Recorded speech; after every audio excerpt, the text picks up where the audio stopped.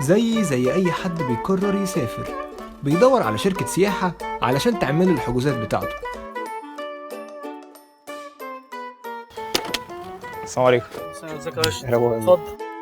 بقول لك يا باشا عايز اسافر اوروبا. اتفضل يا باشا، اتفضلكش ايه؟ نوديك اسبانيا والمجر واليابان، كوكب اليابان جميل. اليابان ايه يا باشا؟ عايز اطلع اوروبا. اليابان ماشي، اسبانيا والمجر والصين، مش مشكله. مش مشكله يا باشا. يا باشا الصين ايه؟ يا باشا انت مالك بس، مش هنختلف البلد اللي انت عايزها، مش هنختلف والله. قول لي والله 45، والله العظيم حاجه غيرت علينا اقسم بالله، والله 45,000 و 45 جنيه يا باشا، انت جاي تهزر، والله حاجه غيرت اقسم بالله. بقول لك فسحه اسبوع. والله العظيم الاسبوع اللي فات مطلع المالديفز يا باشا مش والله، هنطلعك هانيمون احسن خدمه والله. احنا يا عم عشانك انت 42 والله. 42 ايه؟ والله 42 والله العظيم بقول لك الاسبوع اللي فات مطلع المالديفز. طب خد بس انت ساعه الافتتاحيه، طب خد 40 طيب، طب 28 طيب، طب 18.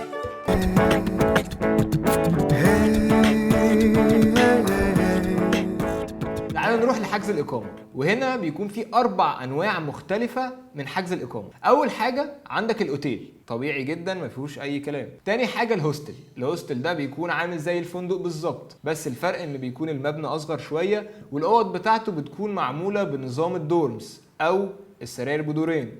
يعني أنت بتخش الأوضة مش بتلاقي فيها سرير واحد، لا بتلاقي فيها من 4 ل 16 سرير. تالت نوع هو إنك تحجز شقة أو فيلا أو أيا كان على حسب عدد الجروب بتاعك، وده بيكون على موقع اسمه Airbnb.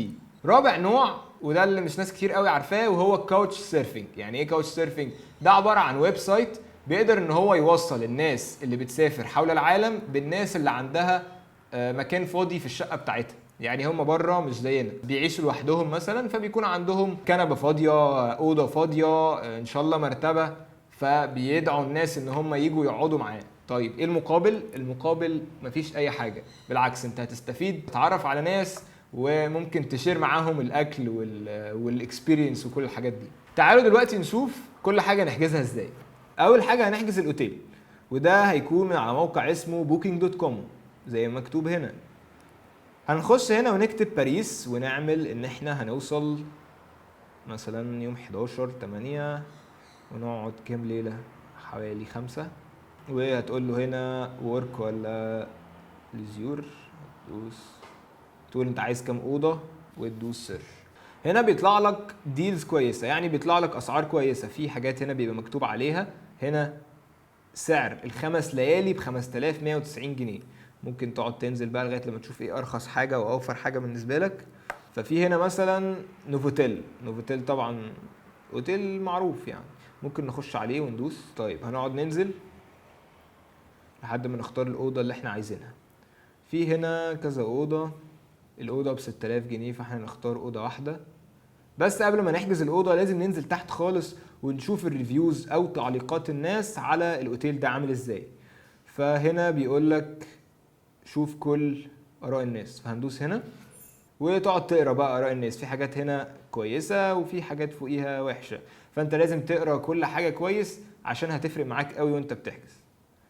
هنا الرانك بتاعه واخد 7.5، واخد 7.5 في النظافه، 7.5 في الراحه. فانت كل حاجه من دول هتفرق معاك جدا. يعني انت لو بتحب ان يكون في واي فاي طول الوقت، فلازم تلاقي ان هنا في رانك كويس. تعالوا نروح لتاني حاجة وهي الهوستل من hostelworld.com. ومن هنا بنخش نكتب البلد اللي احنا عايزينها، بنخش نكتب باريس الوقت، وبتكتب جست واحد او انت على حسب انتوا كام واحد، وبتعمل سيرش. برضو بتعمل نفس الكلام، وممكن تختار ان انت عايز EGP يعني بالجنيه المصري. هنقعد ننزل ممكن تشوف انت عايز تدفع كام مثلا في ال5 ليالي. مثلا ممكن نخش هنا، طبعا هنا برضو في الرانك بتاعه او واخد كام من 10، وكل حاجة من دول واخد كام من 10.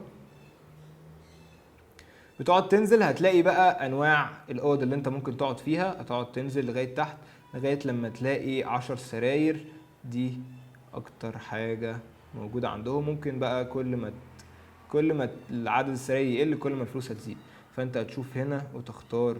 هنا سعر الأوضة حوالي 298 جنيه، وده طبعا بالنسبه للهوستلز هو رقم كبير شويه، بس ده كويس قوي يعني بالنسبه للهوستلز التانية. تالت حاجه هنشوفها هو الاير بي ام بي، او المكان الويب سايت اللي ممكن تحجز فيه الشقه او ايا كان.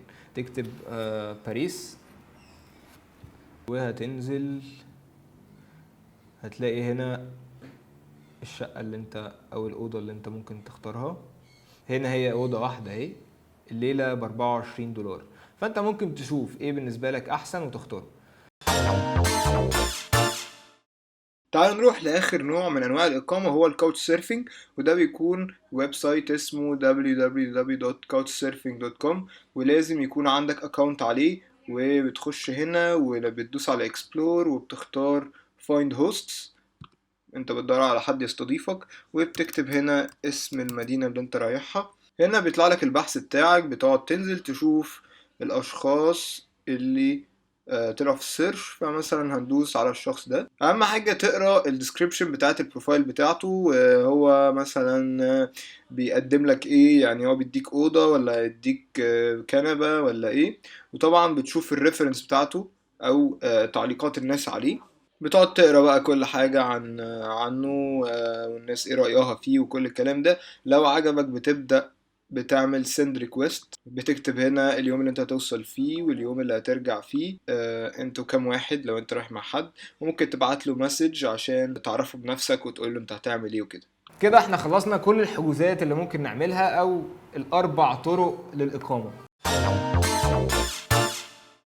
احنا كده عرفنا الاربع انواع للاقامه وعرفنا ازاي ممكن نحجزهم. في نوع خامس بس ده مش للناس اللي هي رايحه تعمل سياحه. النوع الخامس ده هو التطوع، يعني انت ممكن تروح تتطوع في مقابل ان هم يدوك مكان تنام فيه او اكل او فلوس على حسب الانواع دي. وفي من الحاجات دي موقع اسمه ووفينج وفي سي تيرتل. تعالوا بقى نقارن ما بين الفندق والهوستل. الهوستل ده يا جماعه اولا بيكون ارخص بكتير من الاوتيل العادي، يعني زي ما شفنا الليله ب 300 جنيه وده رقم غالي، وفي اقل من كده بكتير. بالنسبه للاوتيل اللي احنا شفناه في الاول كان ب 6000 جنيه، يعني الليله حوالي ب 1250 جنيه، ففي فرق شاسع، يعني هنا ب 300 وهنا ب 1250 جنيه.